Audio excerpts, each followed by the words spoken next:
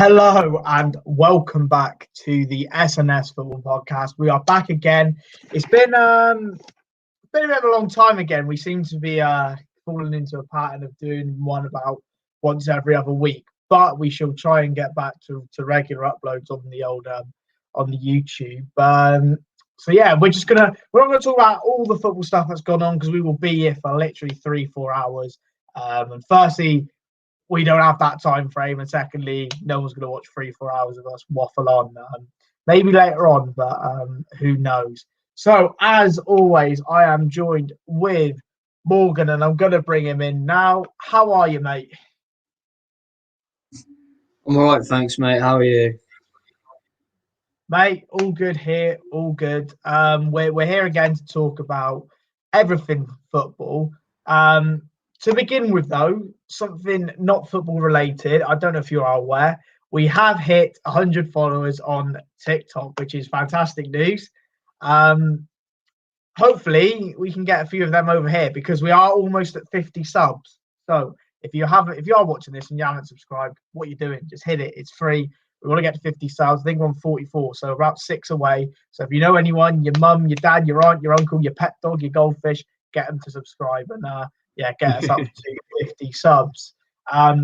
So we're going to go back in time a little bit for the first topic, and it's one that I want to speak about quite highly. Is a couple of weeks back, Man United v Liverpool, postponed, Glazers protest, fans on the pitch. Thoughts on that, Morgan? I'll go to you first before I have my say. What was it like from, I guess, an outside fan looking in? Because with myself being a United fan, obviously I've probably got a different perspective. But what do you think sort of other Premier League fans thought of the whole protest?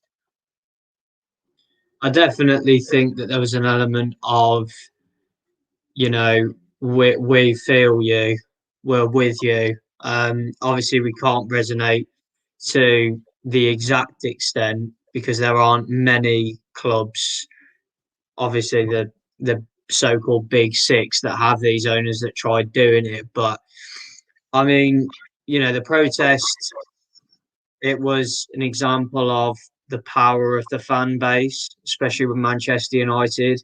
That's probably 12th, maybe even lower, a 20th of the amount of fans that support the club. And to make that much noise, and look, I don't really know the ins and outs of how those 100 got on the pitch. You know, for me, there has got to be people within the club in on it, purely because there's no way that fans are breaking into stadiums. The security on a football stadium is ridiculous. So, I think, look, it was a massive statement from Manchester United, and fair play to them. It was a peaceful protest. There were a few bad things that come out of it. Don't know whether you've seen the guy that got the stuff in the eye with, I think it was a flare maybe that was thrown. And obviously, there were a silent few that did make quite a big noise. Maybe did a few things and crossed a few lines that they shouldn't have. But at the end of the day, like, the only way that ideally that Man United are going to do it is by doing something like that that's massive. And what I don't think people realise, that maybe aren't as educated as about football, especially in the media and the broadcasting world, is that game getting called off had massive implications on the finances of the Glazers. They obviously can't sell the game. The sponsors then can't have the game. So it was a massive, massive financial win for the United fans. They put them out of pocket. Let's be honest here, it's not going to put them out of pocket for much, to actually put them in a bad situation to sell the club, because these guys are absolute multimillionaires. But at the end of the day, you've hurt where it hurts them most, and that's in their pocket and where their intentions are the most. So I completely get the protest, and I think you probably have been the most powerful one so far. But I do see why some fans and certain pundits have gone after those United fans that went on the pitch, because they are trespassing, they are breaking the law, and it just shows how passionate these fans are if they are prepared to break the law just to make their voices heard. Yeah, and I think I hear everything you say there. From sort of a United fans' point of view, I was actually out at the time of the game, so I wasn't able to watch the game if it had gone ahead anyway. But what I want to talk about is the protest itself, with fans coming on the pitch, is a massive, massive statement, like you mentioned. And then to furthermore get the game postponed completely is an absolutely humongous statement by the Man United fans. And the reason I don't want to say too much that this was a bad idea or it was terrible is because Man United fans want to get their message across. And a week beforehand, they did a peaceful protest outside the stadium. And what come of it? Not a lot. Bit of media. That was it. Arsenal then did one. What come of it? A bit of media. Nothing really huge come out of it. So something different and something bigger had to be done for a wider, more important, more strong message to get across, especially to the owners. And with regards to the fans going on the pitch, there's actually so the only way that the Glazers have put in place for Man United fans to not get on that pitch was a few barriers outside the stadium. That was it. Then you just had stewards and a few doors that were locked or whatever.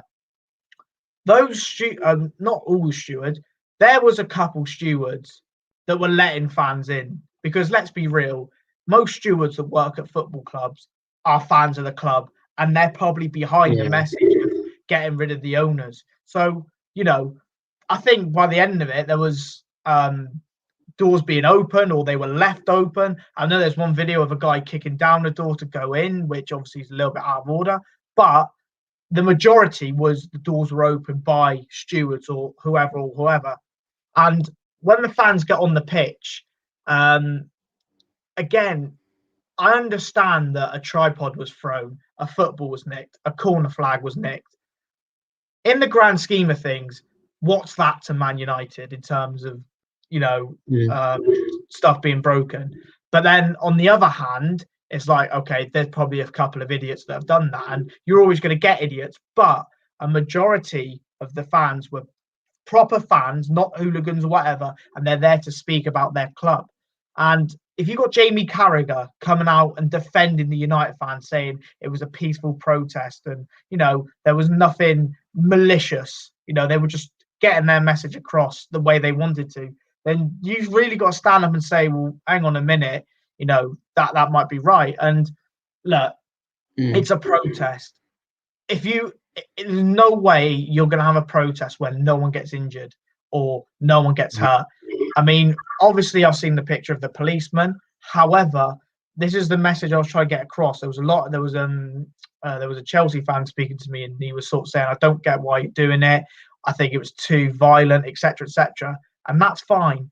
But then there's the other side of it where there's videos of unarmed Man United fans being battered by the police for no reason. There's allegedly there's young United fans being battered by the police. And again, it's because, you have to show both sides to the story.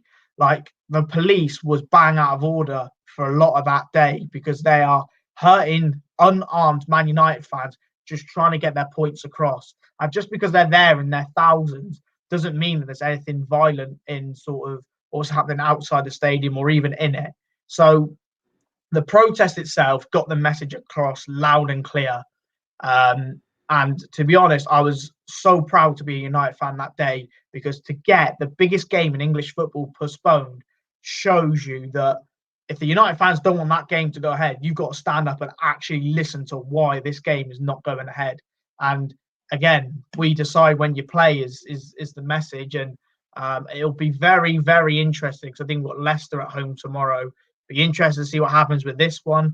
The rearranged game is on Thursday. It's going to be interesting to see what happens with that and the fans. So again, I think I still think there's more to come from Man United fans. I don't think this is the end of it, but the protest in general needed to happen. And like I said, something different needed to happen compared to the week earlier or Arsenal's one, because it didn't get the message across. It was a bit of media, but that was it. Something else needed to happen. And you're always going to get a few idiots in a protest or, a game. But in the grand scheme of things, there was thousands there, of which their family, their dads, their sons, their mothers, their daughters, their uncles, their aunts. Honestly, it was a whole sort of family of Man United fans putting their message across with a few flares and a few scarves and a few banners. It was just the odd idiots who's kicked the football, thrown a tripod, thrown a can of beer or whatever. But that's all it was. So again, the violence, obviously, I don't condone and say, yeah, you got to go out there and batter someone. No, that's not right. But if you're going to own in on the United fans and the violence, then look at the police and say, well, where are they in the wrong? There's a video circulating, many videos circulating of Man United fans being battered by police for no reason. There's a guy stood there with his arms crossed, and a wave of police just come up, and he just gets bundled over because he just stood still. Honestly, some of the stuff is ridiculous, but you won't hear about it. But yeah, I was very proud to be a United fan that day, because I think the message got across. And like I said, the letters have been back and forth between the owners and the sort of United fan forums, etc. And the message is still clear. We don't want them in there. And they say they're going to try and rebuild the trust with the fans. They never had it in the first place. There's nothing to rebuild. They just have to go, and it's as simple as that. And I know it's going to be tough, and who's got 4 or 5 billion to come and buy the club or whatever, but it's at a stage now where Man United fans have had enough, and they have to go, and that's the end of it, really, because they don't care about the club.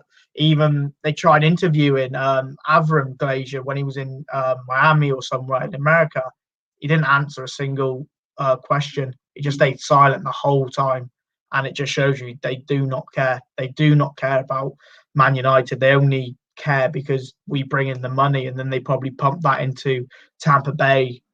So again, the protest was a protest, but it was in the majority peaceful. But I'm glad United fans managed to get the message across, is sort of the main message from the whole protest. And yeah, we are where we are today. But like I said, it'll be interesting tomorrow and Thursday what happens, because we haven't had a home game since Liverpool. We obviously had you guys away, so it'd be interesting to see what does happen tomorrow and Thursday. But yeah, just thought we'd touch on that a little bit, because it was a massive event that happened, and unfortunately we weren't able to go live near the time because of sort of other commitments and stuff. But yeah, thought we'd just cover that. Back onto football and on the pitch stuff. Champions League. We both spoke about the Champions League and gave our predictions. It is a Chelsea-Man City final, and I think for me it is the worst possible outcome that could have happened from them semi-finals. Honestly, you could not write it. I think, to be honest, I can't even remember who I predicted to go through at this point, but I probably did not predict an all-English final. Don't get me wrong, it's fantastic for the Premier League, because it shows, we've got two teams in the final of the Champions League, and we'll go into the Europa League later. But who do I want, Chelsea or City, to win? Do I want, do I want to be pissed on by a dog or pissed on by a cat? It doesn't really matter at this point. So, yeah, just thoughts on the Champions League. It was a couple of really good games, but I was particularly disappointed with Real Madrid against Chelsea, I must say, because that was the only game I was able to watch. But I thought Real Madrid were poor, very poor.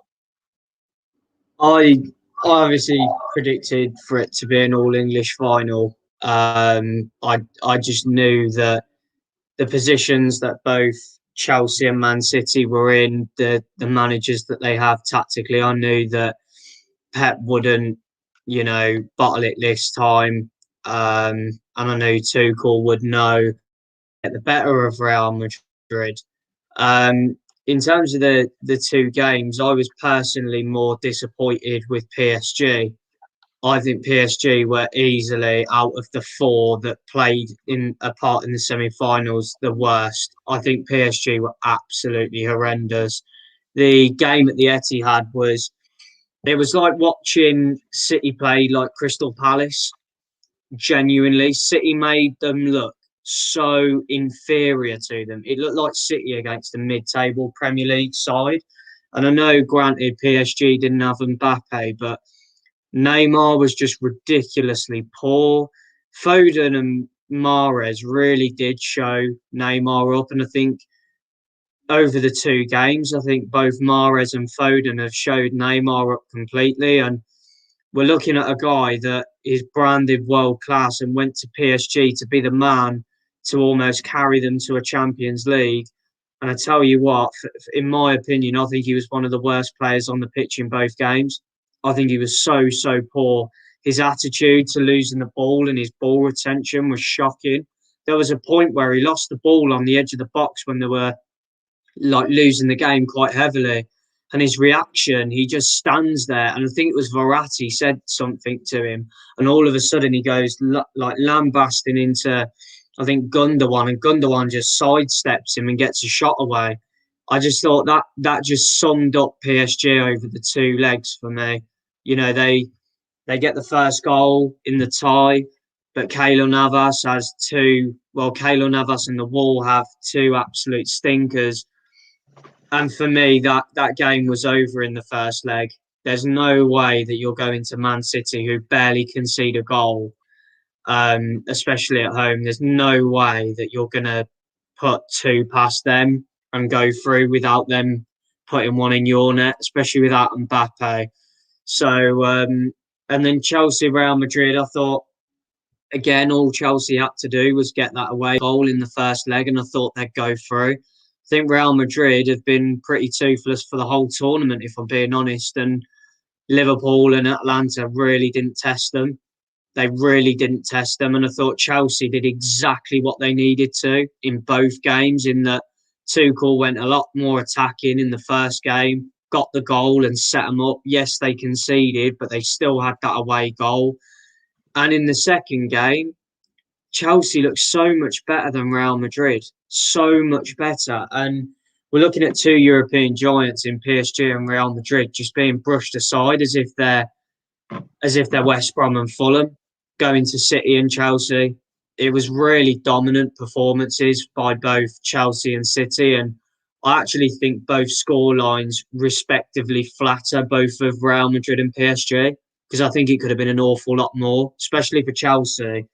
Some of the finishing from Chelsea in that second leg was so poor. It really should have been to bed so much earlier. But you have to credit Chelsea and Tuchel. I mean, tactically, the guy has just absolutely transformed Chelsea. And I tell you what, going into this Champions League final, I think it's 50-50. Because I think on paper, before Tuchel come in, if you'd have said Chelsea going to a Champions League final against City, you'd have given City the trophy, sorry. But now, Tuchel having beat Pep twice, and I know maybe the teams and that you can't really read into it as much, but Tuchel lowered Pep's colours on the way to a trophy, potentially, this weekend. Could he lower Pep's colours and completely ruin everything that Pep's worked towards? It's going to be a really interesting battle between two tactical geniuses. And that Champions League final, man, I tell you what, Foden versus Mount, Diaz versus Rudiger, there are some massive battles in there. Kante versus Gundogan. It's going to be a proper final, and I don't think it's going to be like Tottenham-Liverpool a few years ago. I think whoever gets the first goal in this game, I don't think it's guaranteed that they go on and win it, because we've seen with Chelsea this weekend, the belief in that squad going 1-0 down away to City, who have barely lost a game at the Etihad this year, come back very convincingly and should have and could have had a lot more in that second half. So, look, it's a different kettle of fish in the Champions League. I'm happy it's an all-English final, because ultimately we're going to have a lot of English players like Foden and Mount experiencing their first major final, which can only benefit us in the Euros. John Stones as well, potentially being in there. Another English player, Reece James as well, who I thought was immense on the weekend. He could end up finding his way into that England squad. So, and Chilwell, of course. So there's a lot of English talent, and I'd rather that than Man City play Real in the final, because I think Man City would have walked Real Madrid in the final. I really do. Yeah, I mean, I only got to watch 2 games out of the 4. I only watched the City PSG first leg and the Chelsea Madrid second leg.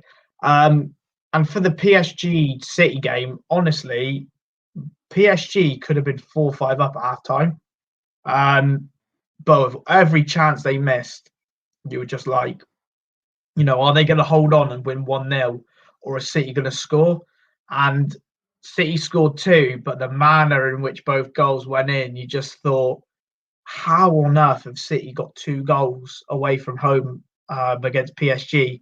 And the 2 goals they scored, the De Bruyne cross/shot, whatever you want to call it, I think that has to be defended much, much better. And then the free kick is an absolute shambles. How on earth you're having a gap in the wall from that? I mean, that free kick is literally, if the wall does its job, it's a horrendous free kick. But because there's the smallest of gaps, or a gap that's been made by, I can't remember who it was, it goes in. And sometimes that's the bit of luck you need in the Champions League. So that's all I've seen from sort of the City PSG game. And then obviously I heard that PSG were awful in the second leg, which is a bit disappointing, because you would have hoped they would have had a little bit of fight about them. But City done the job, didn't they? And they're in their first ever final. Great. And then Chelsea Real Madrid, like you said, the first game, 1-1 draw, big away goal for Chelsea, but Madrid only had to come and score 1 really and go through. They scored 1, they were in the final. And I watched the whole game and reflected on it afterwards, and I thought Madrid only really had 1 chance to score, and that was a Benzema header which Mendy tipped over. Yeah. That was it in the whole game. And remember, they had to score. They couldn't hold on for a draw and then extra time penalty. They had to go there and score to go through. And I was watching this whole game, and I was waiting for Madrid to have a flurry of chances within 5-10 minutes. It just never happened. And I'm thinking, they've got experience can work both ways. It worked negatively against them because they got absolutely outrun in that game by Chelsea. But you would have thought the likes of Kroos, Modric, Benzema, Ramos, I know he's only just come back and stuff, but you thought players of that caliber who have been there, done it, won it, got the T-shirt, would have a little bit of grit, a little bit of fight to actually go and win that game. And they didn't. And that's what surprised me the most, is Chelsea were fully deserving of a win. And like we said, it could have been 3 or 4 for Chelsea. So Madrid were almost lucky that it was 2-0. And, you shouldn't be saying this in a Champions League semi-final, that PSG were awful in their second leg and Madrid was lucky they only won 2-0 Chelsea. Madrid was horrendous, honestly. And, I think you mentioned Atalanta and Liverpool was no test for them at all. And it is what it is. We've got an all-English final. And I think, like you mentioned, that's the only good thing, I suppose, from a United fan, is we are going to see players like Mount, Foden, who, let's face it, are going to the Euros unless they get massively injured. And they're going to be playing in the biggest club football game in the world. So, again, that adds to their experience. So, there's nothing really too wrong with that. But again, an all-English final just proves how good the Premier League is and the standard of the Premier League. And I bet PSG are kicking themselves a little bit about Tuchel now being in a Champions League final. Yeah, 100%. I think Tuchel he's just realised that, I think he's mastered the art of going into somewhere, giving everyone a chance and making everyone believe that they have a playing team. And, I remember casting my mind back to one of Lampard's last games when we played them and drew 1-1, and I was watching a Chelsea side that were just void of confidence, and they looked shot at that point. When you compare it to the Chelsea now, I mean, I'm dreading playing Chelsea last game of the season for us. I really am. The firepower that team have. So yeah, Tuchel's done a fantastic job, and I think it's set up for such a magnificent final. Honestly, Yeah, definitely. Just quickly on the Champions League final, I think it is confirmed today that it might be being played at Wembley. I don't know whether that's confirmed or rumours, but it's talk anyway. Last week when we were going to do an episode, it was also talk it could have been held at Villa Park. Would you? I guess the answer would be yes to this. Would you have liked to have seen it be played at Villa Park? I mean, the biggest game in world football gets played at obviously your home stadium. What's your thoughts on sort of? I don't know whether they said no to Villa Park or whatever, but it basically being in England now. What's your thoughts around that? I think that massively benefits fans if they want to go, and I guess the players as well, sending them out to Istanbul, which is on the red list. I mean, they get to play the biggest game of world football either at Wembley or, if not, I would imagine at a big stadium within England.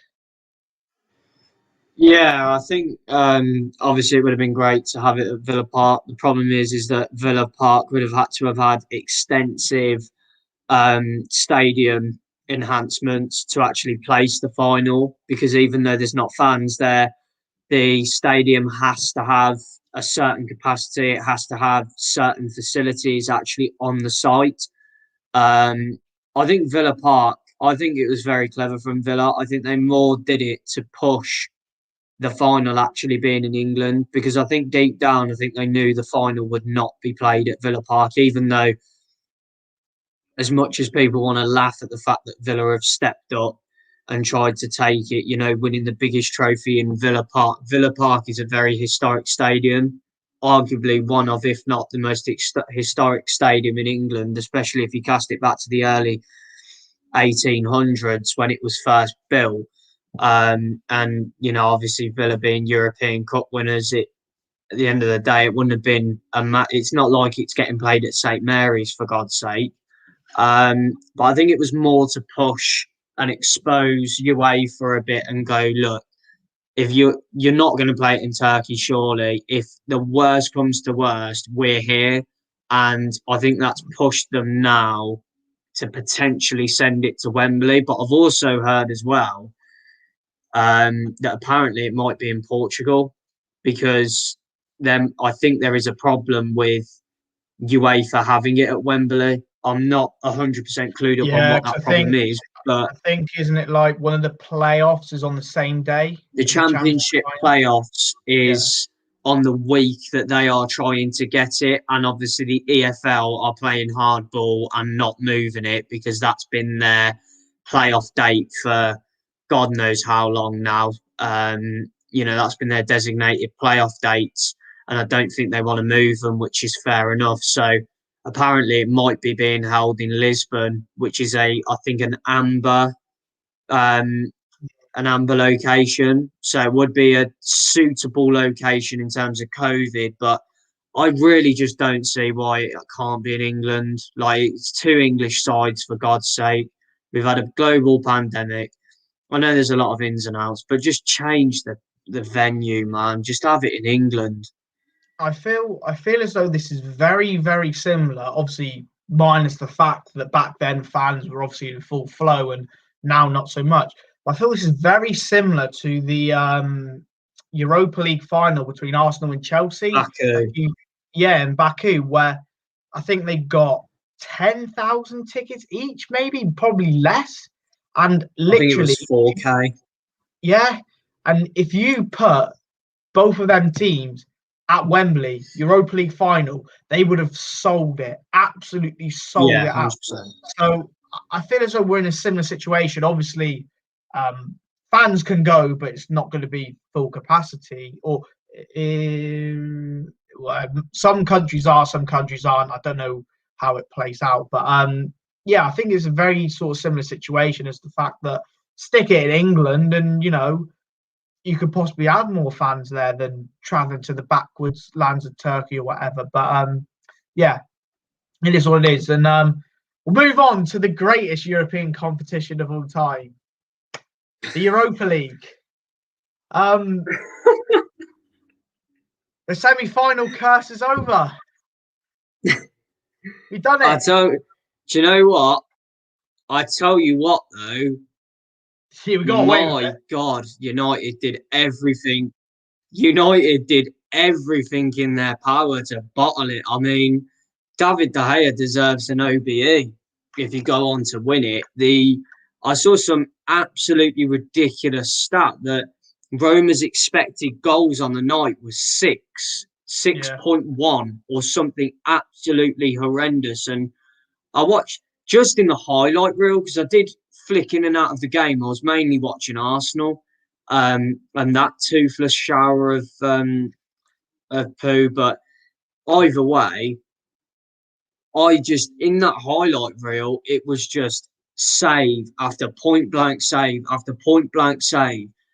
Roma were incredibly unlucky not to do a famous comeback. And I think Man United personally have Edinson Cavani and David De Gea to thank, putting them through to a final. I mean, I don't think you could have summed it up better. Again, I didn't watch it, which is a shame. I saw Cavani's first goal, tell a lie. It's the only thing I did see from the game. And to be honest, the game, the tie was sort of done. It was sort of done come the second leg. And when Cavani scored, it was like, yeah, that's that. That's confirmed. Yeah. Obviously, Roma fight back. We ended up losing 3-2 on the night. Cavani obviously got another goal. But like I said, they had more than enough chances to actually go through, which is one of them. But I guess, with players coming off and, players coming on, I think Tellez come on for sure at half-time. I think Brandon Williams come on. Players got rested, etc. It is what it is. We were through, and we're in a final, which is something we haven't said in a very long time, not just in the Europa League in general. So it's a good feeling. I've applied for my tickets to Gdansk, so we'll see how that plays out. But yeah, it's good to be in a final, and I guess roll on Villarreal, which we'll speak about that and them against Arsenal. I actually said to an Arsenal fan before that game on Thursday, or before both games, sorry, that I'm actually more scared of playing Arsenal in a final than Villarreal, because Arsenal's our bogey team. We can't beat them. So again, if Arsenal had got through and we lost to Arsenal in a final, it'd be horrendous as well. Whereas Villarreal, United usually don't have a good record against Spanish teams, but this season we obviously beaten Sociedad, we've beaten Granada, so it's a little bit better now. But Villarreal in the final, I think they just lost to Celta Vigo at the weekend as well. It's sort of like, we would have. I would have much rather have had Villarreal, which we've obviously got. But again, Arsenal, similar to Real Madrid, they just needed to score and they were through, I think. And I think they had 2 shots that hit the post, but apart from that, Aubameyang got dragged when they needed a goal, and it was like, one of them. I think watching that first leg, oh my, were Arsenal lucky to lose that game 2-1. At half-time, it should have been 4 or 5-0. Bernd Leno, I know he gets his criticism, but my God, some of the saves that he was pulling off to keep them at 2-0. And then Arsenal rightly get a penalty overturned, or a goal over. I think it was a penalty with Nicola Pepe handballing it in the build-up. It was actually a penalty, but there was a handball in the build-up to the actual penalty being awarded, so that was overturned. And then in the second half, Saka such an easy penalty. It's never a penalty in a million years. And somehow Arsenal get away with it. And Pepe gets them that elusive away goal. And you sat there thinking, this is daylight robbery. You know, Unai Emery had an absolute mare as well. You know, Arsenal were getting smashed, him playing 4-4-2. And what does Emery do? We've seen it so many times when he was at Arsenal. Subs off one of the strikers and puts on another holding midfielder and tries to see the game out, gets punished for it. And if I was an Arsenal fan, I'd be horrified with the performance of that first leg, but I'd be sat there thinking, we've got out of jail here. All we've got to do is take them back to our place, bit of intensity, get an early goal, and we're through. All we need is that goal. And what we saw from Arsenal in that second leg was a toothless, spineless, lackluster performance from a bunch of players that I believe don't trust what the manager's telling them, because there was just zero intent to win that game. You're on about a European final to go and play one of your arch rivals in the final and deny them of a trophy. If you've got any more of an incentive, bar the fact that they're now not involved in European football next season for the first time in 2 decades or something stupid, and all that was riding on it, there was nothing, absolutely nothing from Arsenal. And the tip of the iceberg was the team selection from Arteta. Hector Bellerin coming back into the side after having a good game against Newcastle. Ridiculous. Tierney had to come in last minute because Xhaka got injured in the warm-up. But for me, it should have been Saka playing left-back in the first place because Tierney wasn't fit. Thomas Partey was terrible in the midfield. Absolutely terrible. And I'm still waiting for this guy to have a world-class game. Smith Rowe tried but couldn't do anything on his own. Pepe, anonymous again. Aubameyang was actually doing all right up front and then got subbed off for Eddie Nketiah and Willian. And Eddie Nketiah and Willian between them, before filming this, had scored 1 goal between them, or 2, I think, and that was 2 goals off the bench for Nketiah. You need a goal and you're bringing on Nketiah and Willian. What? Why does Mikel Arteta play it so safe all the time? Shove Lacazette on, keep Aubameyang on, shove Nketiah on, just literally shove every forward you've got on at the club.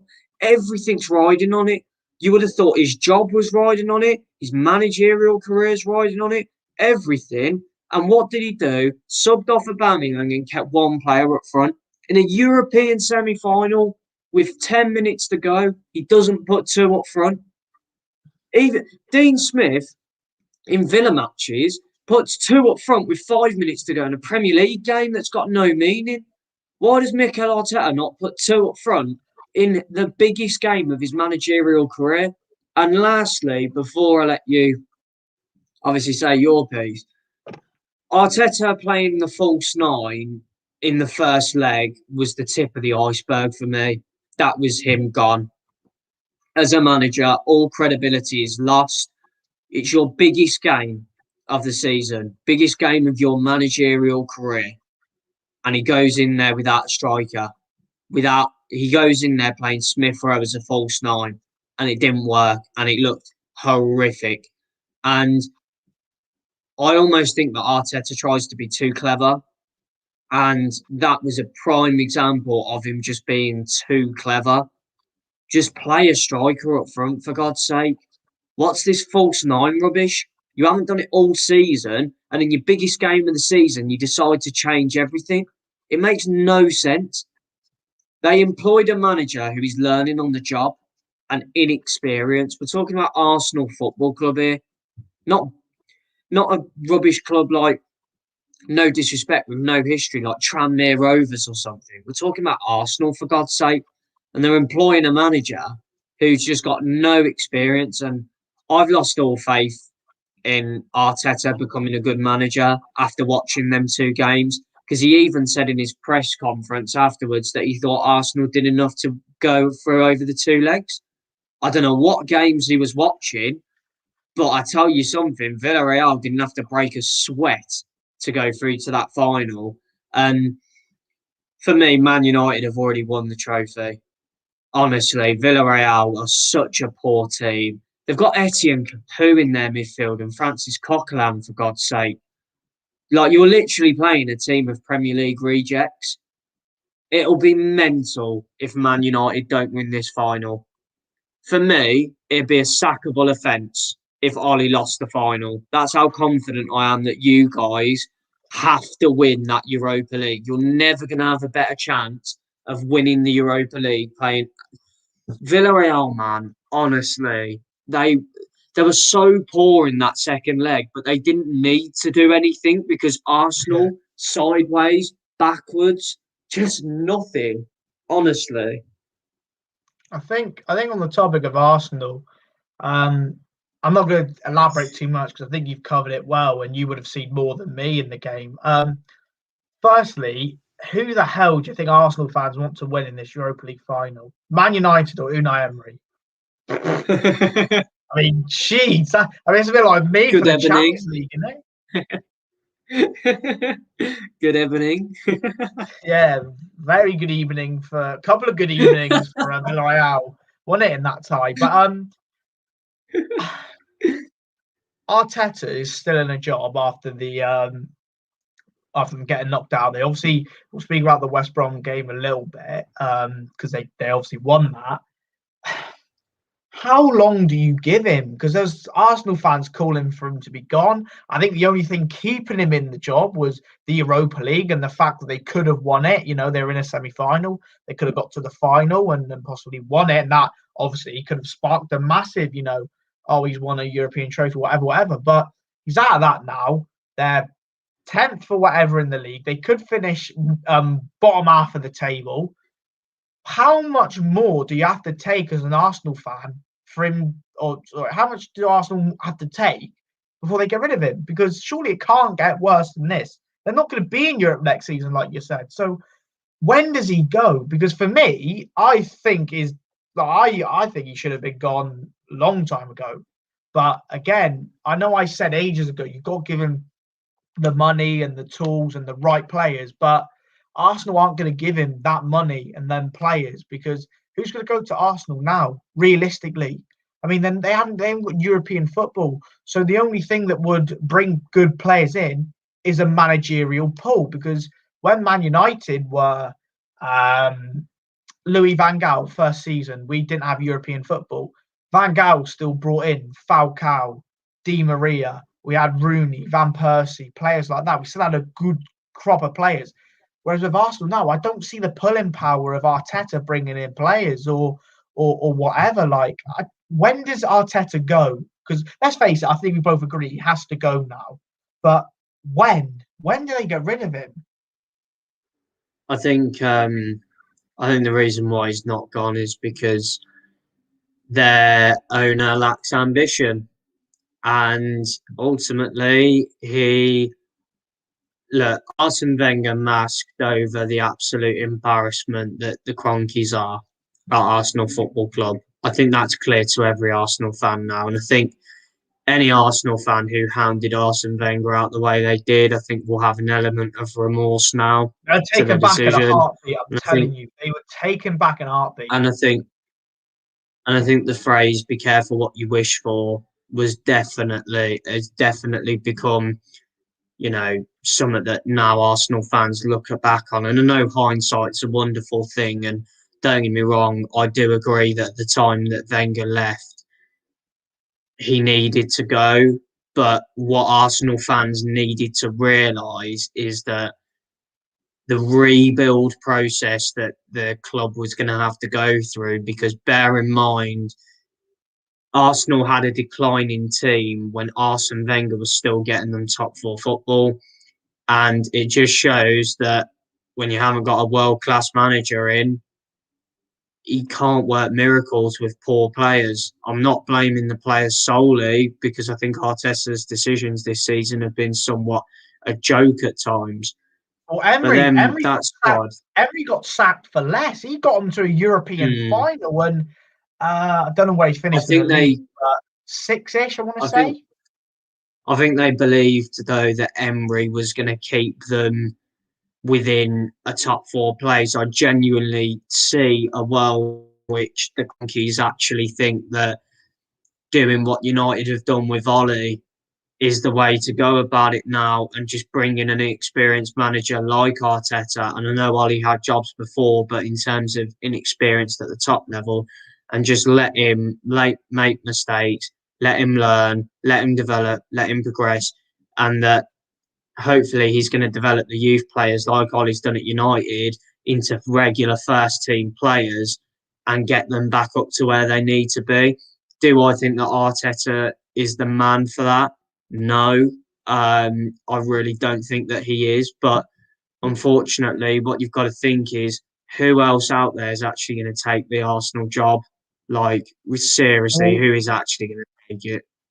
It's interesting, because I want to get on to sort of managers a bit later on. So we'll move on swiftly because I'm also aware that you've got to shoot off as well in a bit. Just quickly, sort of Premier League games. We talked about it earlier. Chelsea City, Chelsea coming from behind in the dress rehearsal for the Champions League. It was a hell of a game, but let's own in on the very, very main highlight of that game. What on earth is Aguero doing? For me, you only need to say one thing about this game, really. A lot of changes for both sides. Aguero scores that penalty, it's game over, City win the league. And I think that could be the last game that we ever see Sergio Aguero play for Manchester City, as harsh as it sounds. To do that in a game of that magnitude. Unless they next play, I think Friday, if they win, they obviously win the league. So I think when the league's wrapped up, he might play a couple of games, but I get what you mean, yeah. Yeah, I think I just think the audacity and arrogance to do that against a class keeper in Mendy, it just smashed the ball in the back of the net, for God's sake. Like, you're playing against Chelsea, you're not playing against any mugs. You're playing against a team that have barely lost a game since Thomas Tuchel has come in and have got belief and have just come off the back of winning against Real Madrid in a European semi-final, and you're there trying to Panenka the ball from a penalty. It's embarrassing, really, and I think he deserves a much bigger apology to those Man City fans and players and staff. I think Pep should start him on that Friday when they play Newcastle, and I think he should score 2 or 3 and win him the league, because for me, that's the only way that he's going to redeem himself in the short term from doing such a ridiculous decision on a penalty, especially when the title isn't 100% wrapped up. So, embarrassing, really. I couldn't believe it when he did it. I knew Chelsea would go and win after that. Yeah, I mean, it was a fantastic comeback from Chelsea. I did question Guardiola only really playing sort of one out-and-out midfielder in sort of Rodri, because he seemed to have Aguero, Jesus, Sterling and Ferran Torres as well all playing, and I don't think that worked. I don't think him just playing Rodri in that middle worked, and it showed when Chelsea scored their first goal. Rodri gave the ball away, and because there was no other holding midfielder near him to cover, Chelsea were just away, and they went and scored from it. It's a good finish from Ziyech. So again, fantastic 3 points from Chelsea, and yeah, I suppose that's the dress rehearsal of the Champions League over with. 2 wins for Tuchel over Pep at the minute. It's going to be tasty come Champions League. We'll then move chronologically on to our game, because we're the next ones that we're going to talk about. 3-1. I think, I don't know if we've got similar views on the game, probably a bit different, but I'll say 2 things from this game is that Southgate was there watching. Get Greenwood and Wan-Bissaka on that. Well, not even playing. We're in England anyway for the Euros, but get them on that plane is all I'm going to say, because Wan-Bissaka in that game I thought was exceptional. One of the blocks he made of Watkins, I think, in the second half, when that was game changing, really. Unbelievable. Yeah. And even if we think long time ago to when you played us at Old Trafford and a cross come in and right at the back post, he took it off. I can't remember whose head it was. Again, El Ghazi. How again Wan-Bissaka hasn't had a call up is again beyond me, but he has to be in the Euro squad, especially now it's extended. So we're going to do a whole Euros themed video later on in towards the summer. But him and Mason Greenwood, I said it. I don't know whether I said it on it, but I said to people earlier on in the season, probably around December, January time, because let's face it, Greenwood hadn't been at that point the Greenwood of last season, and we'd all said that.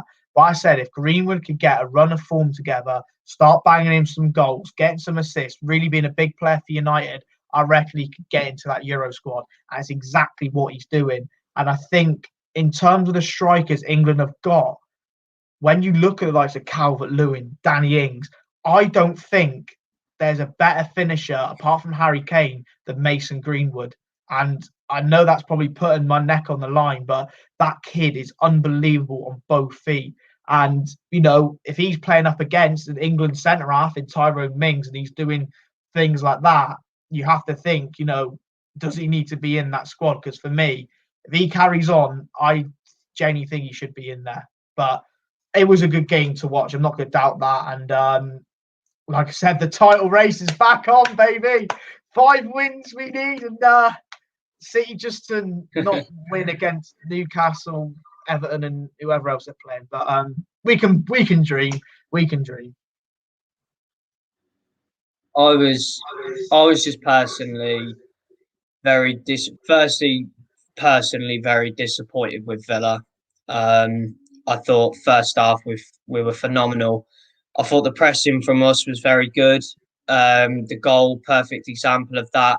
John McGinn stealing it off Fred.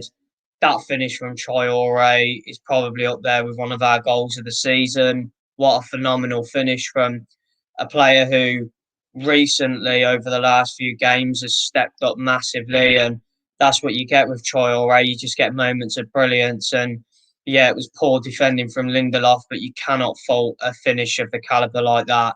Absolutely exquisite. And I felt as though we really didn't take full advantage of you lot being so poor in the first half. I thought, you know, if we'd have put 2 or 3 past you, which is what so many teams should have done this year, especially in the first half when you lot go away from home. I remember West Ham doing exactly the same as us, pressing well, should have been 3 or 4-0 up out of sight at half time. And, you know, I just knew going into that second half, I thought Man United have come back kings. They're bringing up all these stats of how many points Man United have won away from home in the second half. And to do that in the first 7 minutes of the second half, just threw our game plan out the window. No matter if Pogba tries diving in the first initial stage, Douglas Luiz, you cannot do that. Let's cast our minds back to the start of the new year when, yeah, I still don't think that Pogba at Old Trafford was a penalty. But again, it was Luiz on Pogba. Surely he would have learned. And look, I'm not going to come out and criticise Douglas Luiz heavily because other than that, I thought he had a brilliant game. But you can't make mistakes like that. And as soon as you give Bruno Fernandes a chance from 12 yards, you may as well just walk back to the centre circle and just get ready to start the game. And then the second goal, it's a common theme with Villa. We've played City, Liverpool and United. We've gone 1-0 up in all 3. And within 7 minutes of 2 of the games, we've gone from being 1-0 up to 2-1 down. And you just simply can't do that. Mings can't get that close to Greenwood because he's just going to spin you. Emmy should have done better with the save, in my opinion. I think it was a great strike from Greenwood, but it's Mings and Emmy's fault. Mings, you cannot let Greenwood shoot untouched from 19 yards. Martinez, you've got to be getting a stronger hand to that, but Mings didn't help him out in the first place. And, you know, I was just very frustrated because I thought, looking into the rest of the game, I thought, that's game over. But I thought it was a really good reaction from Villa after we went 2-1 down. I thought bringing Jacob Ramsey on, I thought he ran that midfield. I thought some of the balls that he was popping in to especially Traore and El Ghazi, But again, we had so many chances. You know, El Ghazi at the back post. If he has just that bit more integrity to go in that back post and gamble, he scores and gets us 2-2. Traore had a chance. Mings had chances. It's the frustrating thing for me is that we were on top of you and we didn't take advantage of it. And that's the story of Villa when we play a big team at the moment. Without Jack Grealish, we do lack that bit of creativity. And when you're coming up against a side like United, who can fatally punish you and put two past you in minutes, you have to take your chances because you're not going to get many of them. And I did think we rocked you back four an awful lot, especially when we brought on Keenan Davis and Wesley before we went down to 10 men, which I'll speak about in a minute. But I thought when we went 4-4-2 and Ramsey was in midfield, I thought we caused you all sorts of problems. I felt your midfield was quite disappointing, really. I think McTominay, Fred, and I think it was Pogba, I think they all had pretty poor to average games, if I'm being brutally honest. And Fernandes, for me, was non-existent Fred and as well. are always poor. I mean, that's just standard, really. But for Villa, we did everything other than win the game. We nullified all your biggest threats. It was just lapses of concentration. And this ultimately is what happens with Villa every week at the moment. We have these silly lapses of concentration. We're good for 89 minutes, but for 5 minutes of a game, we just switch off, and you simply can't do that. And look, I want to talk about the officiating because it is something that I have to pull up on. You know, United got that penalty, and fair enough. You know, in the modern day, it's probably a penalty, but how we're not getting given that penalty for Mason Greenwood, he's jumping up with his arm up here, and it's quite blatantly obvious that he handballs it in the box, unopposed at the time. I think Ramsey went and pressured him afterwards, but the amount of penalties that have been given for that, and our one just gets waved away completely. And then Watkins, how can you tell me that he dived? How? I don't care if Henderson pulls his leg out. He still makes contact with him. For me, he pulls his leg out way too late. His leg is still there. Watkins falls over. It is no different to what any other Premier League striker would do in that position. And sorry to say it, I've seen Martial this season. I've seen so many players this season blatantly dive and con referees into penalties. Watkins falls over after getting the faintest of touches where there actually is some form of contact, and the referee books him and sends him off. And that, for us, is an important player going into a massive game against Everton on Thursday. And I'm sure Villa will appeal it because it's a disgrace. How that referee can tell me at that time that he was absolutely adamant that Ollie Watkins dived is beyond me. And I just think the standard of officiating, especially in this game, was horrendous. I think there were so many times when you lot should have had fouls, weren't given. We should have had fouls, weren't given. Handballs that players are quite clearly. It's the same, for me, it's the same incident as Hudson-Odoi and Greenwood back at Stamford Bridge, where it's a debatable handball, but it's a handball. There's no question about it. And especially when we're 2-1 down, you're looking at that and going, if that gets given and we go 2-2, it's a completely different game. And that's what frustrates me, is that we've played United twice this season. And I think it's fair to say that United have been very fortunate to get 6 points out of us. I think the quality of Greenwood, Henderson in goal, who I thought had a fantastic game, Maguire as well had an excellent game, Wan-Bissaka and Shaw as always. But I really do think that Greenwood got you through that game, because I thought Rashford was very poor until he decides with his world-class talent to go and put it on a plate for Cavani. And I really did think that Villa had everything going for them. Bruno Fernandes was non-existent. He has been for 180 minutes against Villa this season. He's been non-existent.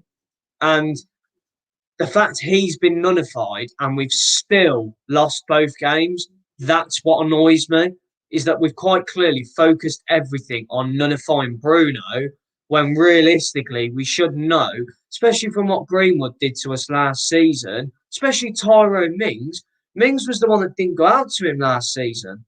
Mings was the one who was getting slaughtered on Sky Sports for not going to Greenwood and letting him shoot from 2 yards. I think it was like a 2 yard distance. And Greenwood just shot from outside of the box straight into the bottom corner. Exactly the same situation this time. And as much as I think that Mings was brilliant for the rest of the game, and he did make a very costly error, I don't agree with the United fans giving him the stick that they did. I don't care if he stamped on Zlatan's head years ago. It happened years ago. The guy, we've just come out of a boycott of abuse.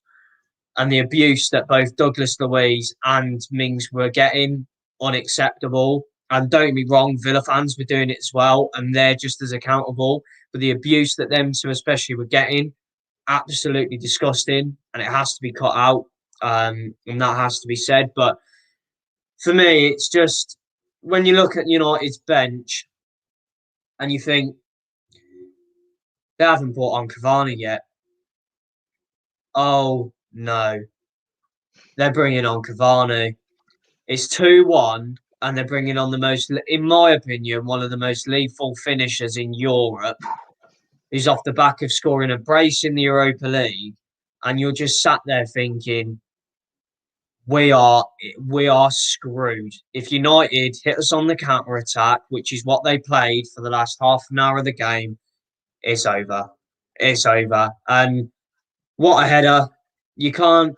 That was the first time in a long time where I have genuinely held my hands up and gone, we can't do anything about that. That's just a world-class finish from a world-class player. And when you've got, in my opinion, arguably the best goalkeeper in the Premier League standing there and watching it go in, there's not really a fat lot you can do. And look, I was happy with Villa's performance. I thought we stood up against the United side that I thought would rinse us. I've got to be honest. And United did go very strong, which is probably one of the reasons why Villa obviously didn't get over the line. But going into a game against Everton, there's plenty of positives to take into it. And I think one thing just to finish on that we have to talk about is, if Grealish plays in that game, is it a different game? Because the chances that I think Grealish Wan-Bissaka again would have been a phenomenal matchup. And if you're looking at, the amount of times that we pressed and got possession from you, and we had nothing of sparking creativity. Like, let's not forget that our goal came out of a moment of brilliance. It wasn't, Ross Barkley playing it into someone's feet and then a really good combination to get the chance. It was literally a pass into Traore and a mistake, and that was it, goal. We do lack real quality when breaking teams down, especially the bigger sides without Jack, and I'm hoping that he's back soon. It's been 12 games now since we haven't had him. It's been a rough end to the season for us. I know we haven't touched upon it, but Everton, the game before, was a fantastic performance, and I'm hoping that we do it again on Thursday night and get another big 3 points and just finish the season strong. But I didn't expect anything going into this game, so I wasn't surprised to see you win. I was just disappointed with the manner in which we almost let you win after the Fernandes penalty. I felt as though we could have done a lot more in terms of game management to at least get a point. Yeah, definitely. I mean, there was a lot of controversy in the game. I think Greenwood handballs a particularly debatable offence. The Watkins one as well. Either way, even if he does dive, I don't know how fine the margins are, but I was still shocked he got sent off. I thought he would, just a free kick the other way, and that would have been that. So yeah, I mean, the game was full of everything, to be honest, and unfortunately, like I said, you guys come out of it with nothing. But I thought, like you said, you gave yourselves a very good account of yourself in both games. So that's something positive for you guys to look forward to next season as well, hopefully. Just quickly on the rest of the Premier League, West Brom lost to Arsenal, which confirmed their relegation. I suppose you're probably quite happy about that. But do you think they will bounce back immediately to the Prem? Or, because let's face it, I don't think Big Sam's going to be there next year. And I don't think West Brom fans would want him there next year in the Championship. So I guess it's see who they can get in and then see whether they can bounce back, really, isn't it? That squad, though, it really is depleted at the end of the season. You know, they brought in an awful lot of loans, didn't bring in many permanents, especially in January. You're looking at players like Ukoshlu, Ainsley Maitland-Niles. They're going to be returning to their parent clubs. And, you know, Matheus Pereira, there is absolutely no way that guy is playing in the Championship next season. You know, for me, he has stepped up massively at the end of this season. And his goal against Arsenal just shows the quality of player that West Brom have. And I'm absolutely certain that an Everton or even potentially a Villa may try and get him next season. You may even see West Ham go in for him because I think he's such a unique talent. And I've done a complete U-turn on him. I think he's a great player, and you know I can fully see why now. I said he'd be a key player to try and keep West Brom up. Unfortunately, he hasn't kept West Brom up, but he's still been a big player from this season. I can see why I criticised him though, because at the time he let them down when he got sent off, and he didn't really hit the heights at the start. But he's definitely one of those players that has fell really, really firmly into the Premier League towards the back end of the season. And look, it is a bit of a shame for West Brom. I've got to be honest, I would rather Wolves get relegated, but it is a rival going down into the Championship. It's a shame, really, because I think if they don't concede that 90th minute goal to Villa, I think they had a serious chance of staying up. I really do. Even though the margin was massive, that goal just deflated them, and you could see that. I think it's similar with Arsenal's equaliser against Fulham. I think that goal was sort of like, yeah, that's the one I think that sends him down. Well, all but sends him down. But yeah, like I said, West Brom in the Championship again next season. It'd be interesting to see who they get in as manager, and yeah, who knows who it could be. And then I think just to wrap up, because like I said, I'm aware you've got to shoot off. Mourinho is going to be back in management next season at Roma. I bet Smalling and Mkhitaryan are quaking in their boots now because I think they left United to sort of get away from him a little bit. And the guy's back. Tottenham still not really nailed down with any sort of managers. And I guess it's probably could be similar with Arsenal soon and whatever. But who do you think is the favourite, or who do you think will be in that Tottenham job next season? If you had to pin it down to a couple of names, because personally, I've got 3 names that I think it will be, but I'm just intrigued to see who possibly you think it could be, because the Ajax manager, I think Ten Hag was linked, but then once he was linked, he signed a new deal. Exactly, so it's not going to be him. Allegri's still kicking about, but you know, again, with Arsenal needing managers ages ago, no one went for him. Tottenham need one now. There's not much talk of it. Conte's talk, but is he going to leave Inter? Sarri, you know, who do you think it could be in Tottenham next season? Well, the noises that are coming out of the club, it sounds like Scott Parker's getting a massive upgrade. It is ridiculous, the names that are being Is that who you think it's going to be? Do you know what? I do think it will be him. And I think it will be him because I think Spurs will concede that they have to sell Harry Kane in the summer. And I think Scott Parker will be given a massive budget. And I like the philosophy that he has installed into Fulham. And I definitely think that his philosophy fits Spurs. Now, whether he's the caliber of manager to manage a club like Spurs is definitely to be questioned. But At least he's got Prem at the end of the experience, though. exactly, at least the guy has got Premier League experience, and no big managers are either out there or want to touch the Spurs job because of Daniel Levy. And Scott Parker is someone who's got a personal relationship with Levy, obviously being a player. And I think he may have even managed a game or two for Spurs. I'm pretty certain recalling him being interim or caretaker for at least a game or two, maybe. So, look, I think Scott Parker is the one for me that makes sense. Graham Potter, another one that his name has been thrown in the hat. For me, I think Graham Potter is again like a Scott Parker appointment in that the philosophy probably fits Tottenham. Potter makes a bit more sense because I think if Potter has a world-class striker up front who can net all the chances that Brighton create, I think they're top 8, top 10 side. Yeah. So, Yeah. look, I think Potter or Parker for me are the two, but it just shows the ambition slash, no disrespect to Parker or Potter, but it just shows the sort of club that Tottenham are now viewed as.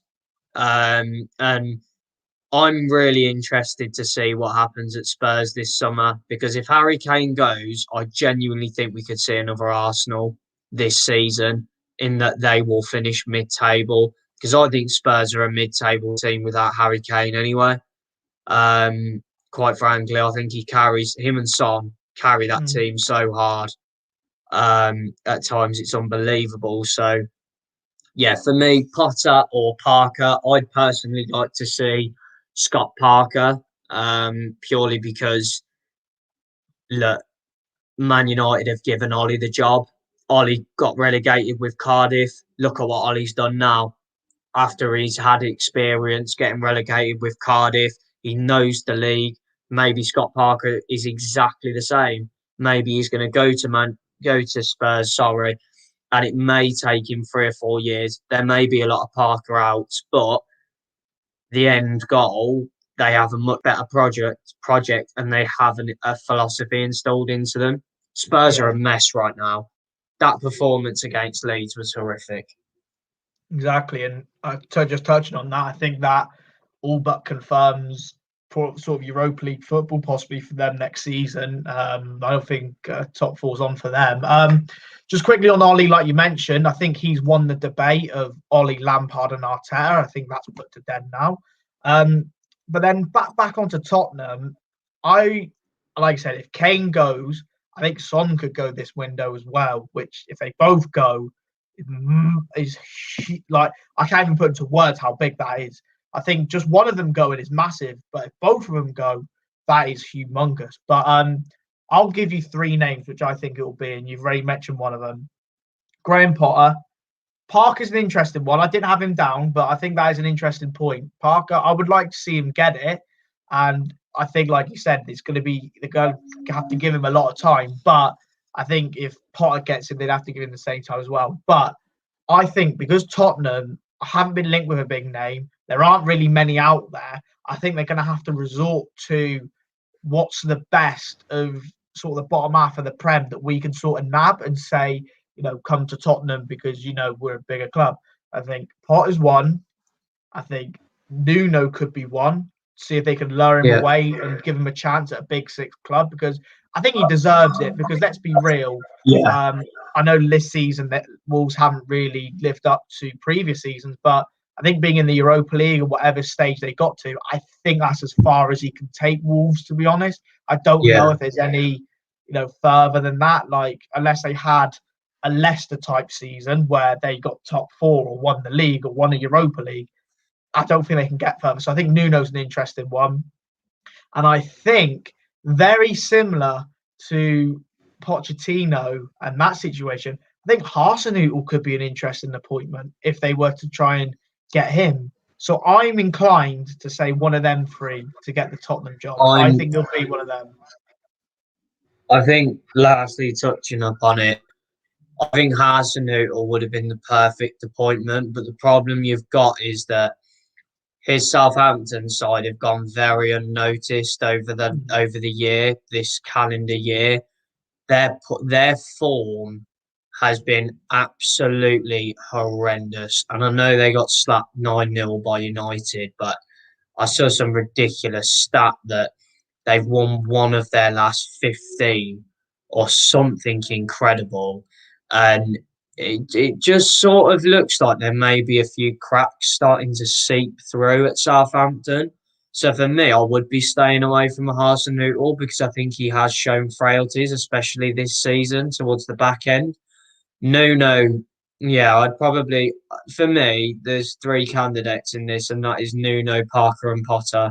I think them three are the only three that are going to get that job. And who's going to get it, we'll never know, because who knows what Daniel Levy's thinking. Exactly. And just finally on, I guess, Nuno is, if Nuno goes wherever, not just Tottenham, I think if he goes to a bigger club, whether it be now or in the future, I think you see Neves, Neto, maybe like players like Fabio Silva join him. I think, and let's not be around the bush here. Neves should be at a top 6 club. I think Neto should be at a top 6 club. They're that good. So I think Tottenham, if they get Nuno and he brings some of them players across, there'll be some hell of a deals. I tell you what, because Neves, Neto into Tottenham, massive improvements already, surely. Especially with Neto if they lose a player like Son. I think the Portuguese connection that Nuno offers, I think, would only benefit a club like Spurs that need a bit of a vision, need a bit of a philosophy, and it's a very disjointed squad. And I think Nuno is the perfect guy who seems like he's a very authoritative manager and could go in there and handle the egos that are already there, but also bring in players that settle it down. He's very good, Nuno, at transfers. We've seen that, and he does like a good bargain. But with Nuno, is he going to leave the project that he's built at Wolves? Let's not forget how long he's been there. Let's not forget that the squad he's now got there and inherited, for so long. Is he willing to leave Wolves, who have got the potential to break into the top 8 when Raul Jimenez is backfiring, or if they was to bring in a world-class striker next season, over a Spurs team that, let's be honest, are just in decline. So, look, the mindset of Potter and Nuno is going to be very interesting, because if they do get offered the position, it is really a case of how much they value the potential and innovation of the roles that they're currently in. Because for me, if I'm at Brighton and Wolves, I don't even know whether I'd want to go to Spurs, the state that they're in, and an owner that seems to be very hard to work with. Because from my understanding, both Nuno and Potter have really good relationships at Brighton and Wolves, but they would be on a bigger wage. They would have a bigger transfer budget. It's all what the manager wants. So it's definitely going to be interesting. Spurs will not appoint someone until the summer. I think they've got to do it early, because they've then got to get the transfers done in the summer. So who knows? Who knows? But I don't see Spurs going outside of the Premier League. I don't think they can afford to do that, because if they get someone and it doesn't go well, Levy's going to have pitchforks outside his house like Woodward does. So, yeah, if I was Levy, I'd definitely stay safe rather than go big and end up going home.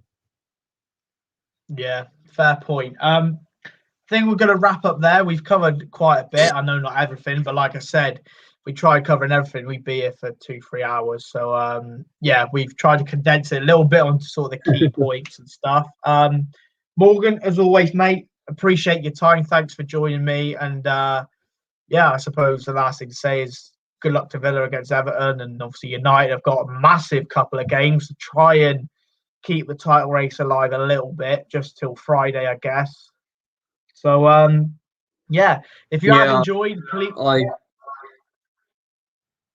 Sorry, mate. I was just going to say, I wish obviously United all the best for a very hectic schedule, and yeah, you boys need to go on to good form into that Europa League final, because if you let Emery win that Europa League, every Arsenal fan's going to want to riot your fans at your next protest. So yeah, if I was you, I'd probably put all your eggs in the Europa League basket personally, because I think the title's over. Sorry. Well, all City have to do is not win any of their last games, and we know we could win the title. So yeah, hopefully Maguire's back soon. That's a big injury. Well, hopefully not a big injury and a big miss. So yeah, hopefully he's back soon. But yeah, we got Leicester, Liverpool, 2 must wins, and then City play again on Friday, and we go from there in the title race. And yeah, see what happens. But as always, if you have enjoyed and stayed to the end, thank you very much. Please make sure you do like the video, subscribe as always, trying to hit 50 subs. Follow our Twitter as always. We are also on TikTok, like we mentioned at the beginning. We've hit 100 followers, so make sure go check that out. It's some funny content over there. So yeah, go and give it a gander. As always, so thank you for watching. We shall see you next time, whenever that is. We say next week, but it's never always next week. But we try. And yeah, thanks for watching, guys. We've seen you in a bit. See you later.